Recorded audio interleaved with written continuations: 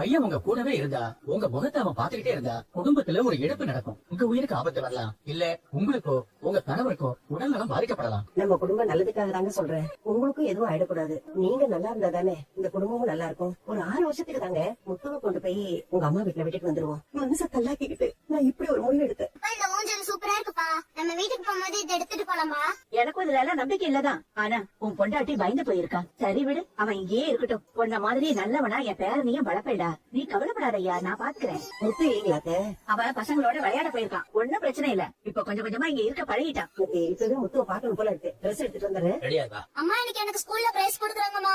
நானும் அப்பாவும் முத்துவை பாக்க போறோம். இன்னைக்கு ஒரு நாளைக்கு மட்டும் நீ அட்ஜஸ்ட் பண்ணிக்கோ. பார்வதி ஆண்டி உன் கூடவே இருப்பா. அதெல்லாம் முடியாது. நீதான் வரணும். நீ வராம நான் ஸ்கூலுக்கு போக மாட்டேன். நான் பிரைஸ் வாங்கும் போது நீ ஏன் கூட இருக்கணும்? நீ அவனோட ஸ்கூலுக்கு போயிட்டு வா, நான் போய் முத்துவை பாத்துட்டு வந்துடுறேன். என்னாச்சு? ஏன் அழுகுற? நான் ஊருக்கே வந்துடுறேன் பாட்டி. எனக்கு இங்க இருக்க பிடிக்கல பாட்டி. நாங்க சிறுவர் சீர்திருத்த பள்ளியில இருந்து வரோம். பையனை கூட்டு போறதுக்காக வந்திருக்கோம். என்னால போதுப்பா. எந்த தப்பும் பண்ணலப்பா. என்னால போதுப்பா. எதுக்குங்க இவனுக்காக சும்மா கால விளையாட கெஞ்சிக்கிட்டு இருக்கீங்க? கூட்டிட்டு போட விடுங்க. இவெல்லாம் அங்க போனதா தெரிஞ்சுவான்.